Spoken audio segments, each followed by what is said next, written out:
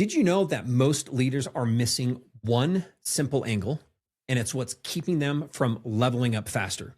Now, have you ever felt like you've worked your tail off to be a better leader, but deep down, you still felt like you're just guessing? Now, think about this. You're probably reading the books, you're taking the trainings, and you're in what I call the doing mode every single day. Okay. But ask yourself, and have you had this question come to mind? Am I focusing on the right thing? Why does it feel like I'm moving slower while others might be jumping ahead levels? Now, just take a minute and think about that. Okay, here's the hard truth. Most leadership advice fails because it's missing what I call a critical angle. Okay, you're looking at the career, your business, or your strategies really potentially just through the straw. In this video, I'm going to show you a framework I call 360 Leadership Ladder. It's the one conversational system that you can use that allows you to see your blind spots, and move faster forward with your leadership, even if you don't have a mentor. Okay. By the end of this, you're going to know exactly how to get the right feedback from the right people so that you grow your influence without feeling awkward or making it feel like it's political. Now, here's a question I want for you as well. Are you familiar with the old way of doing things? And you might be doing this today. It's just more hustle. Okay. Well, the new way is simple and it's better. And it just has to do with looking at things through these different angles. Now, see, most leaders believe that to grow, they just need more hustle. Okay. They need more tasks. They need to be more visible. They think, hey, if I just do one more thing, someone's going to go ahead and notice that. But that's the trap. Okay. When you only learn from people that are around you or that are at your same level, you just end up sharing the same challenges and you have the same blind spots. You're busy is what it might feel like, but an easy question you can just ask yourself is really, how productive is that, or are you? Okay. That's where the problem is. And it's one of the things that needs to be fixed. So to grow, you don't need more inputs. Okay. You actually just need what I call a better perspective. You need a view from above and below you.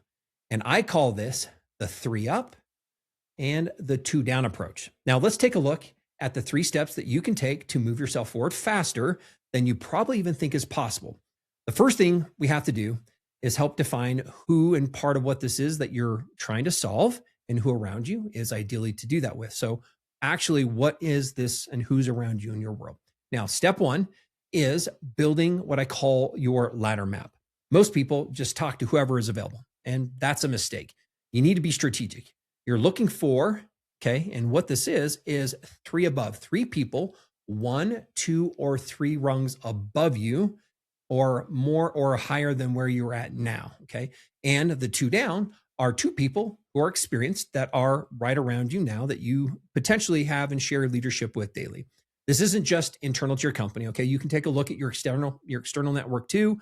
And this is actually easier than you might think. A lot of people get in this and they think it's going to be harder than what this really is. Okay, think about this. Now you can begin, and it's as simple really as it sounds. And here are some of the exact words that you can use when you're engaging with these 3 up and 2 down individuals that you're going to be sitting with. And a great way to start, you can think about this. Hey, so-and-so, I'm working on becoming a better leader this quarter. Can I grab 10 minutes to ask you 3 quick questions to learn from your perspectives? Now, here's why this works so well. It signals humility and respect, and people love being respected for their wisdom, and they always love to share their opinions, okay? And it turns what could be or might seem like a political conversation into more of a mentorship connection.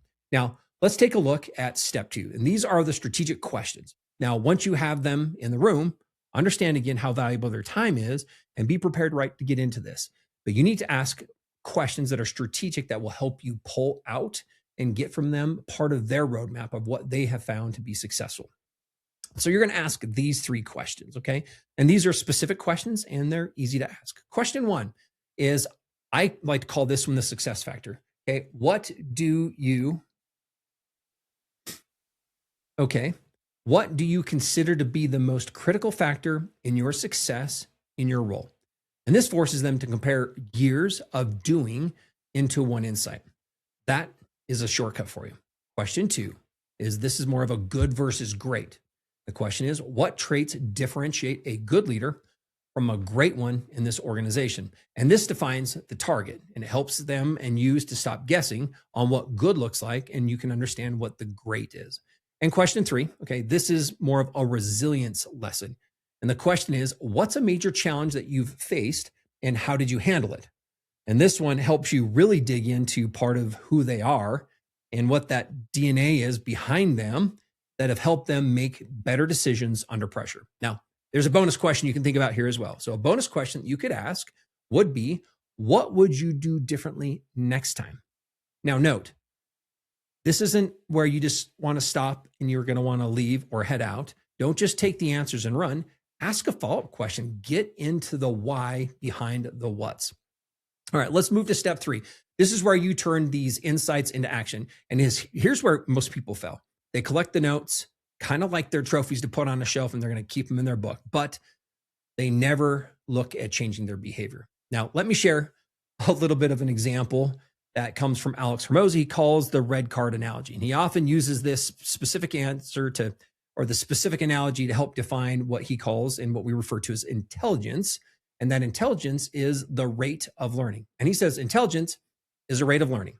So if I show you all a red card, think about this, and I slap you, and you'd be like, whoa. And he says, then I show you another red card, and I slap you again, and I show you a red card. And the next time you duck, the same conditions, if you think about this new behavior, if it takes one person 10 times to duck and the other person ducks the second time, that second person is more intelligent. They have a faster rate of learning. And he continues with this.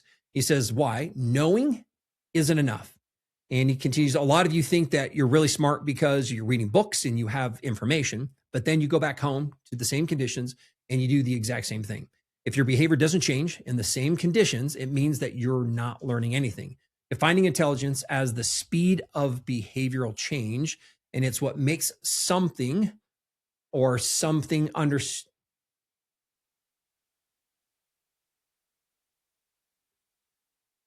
it makes it something under your control. Okay. You're not smart because you know the answer. You're intelligent because you applied it before the second slap. And here's a couple thoughts that I have really about this too, is I believe very strongly in the ability that each one of you has, each one of us. Okay. And one thing that I share with my new clients to help them unlock their potential, and it's a belief that I have, is the statement is that you are a student of your future self, meaning you won't be able to achieve something that you're not studying to be. Okay. And then putting that into action. So you have to take those answers once you get these as part of your 3 up and your 2 down and turn them into goals. Again, that make sure they're specific and they're measurable. Now, here's 3 simple things that you can use to help you apply what you've learned. 1 is to reflect. What did you hear twice? 2, set a goal. For the next 30 days, you can state, I'm going to be practicing X trait in X meeting or in this situation. And the third thing is to seek feedback, okay? And creating touch points. If you think about this, don't wait 6 months for a review. If you aren't measuring it, then you aren't managing it. Think of the impact that this can actually have. And I love this because if you think of changing your perspective, and as you begin to change that perspective, you will begin to change your life. Now, let's go ahead and wrap part of this up. In order for you to look and decide to move ahead, not just slowly, but jumping ahead levels at a time, you're going to need to stop guessing. And you're going to need to remember, in order to map this ladder of yours, remember the mapping your ladder, what we talked about is 3 up and 2 down. You're going to then have and ask 3 questions to get that roadmap from those who are around you, who have already been there and who have already done that. And the last thing you're going to do, again, is you're going to look at taking action. You're going to help use that action to measure growth. Now, if you want more frameworks to help you lead without compromising your values, feel free, go ahead and hit subscribe. We're looking at helping build leaders here. Also, I've made part of this a plug and play for you. I've put the leadership, the 360 leadership ladder into a map. And I've also added the 3 questions onto a 1-page sheet that you can download. The link is going to be in the description. Go ahead and download it, print it, fill it out today. And if you want to know more about how to apply these same type of principles within your business, I encourage you to learn how to decode your business DNA. Take our free DNA quiz. The link is also in the description, and I'll see you on the next one.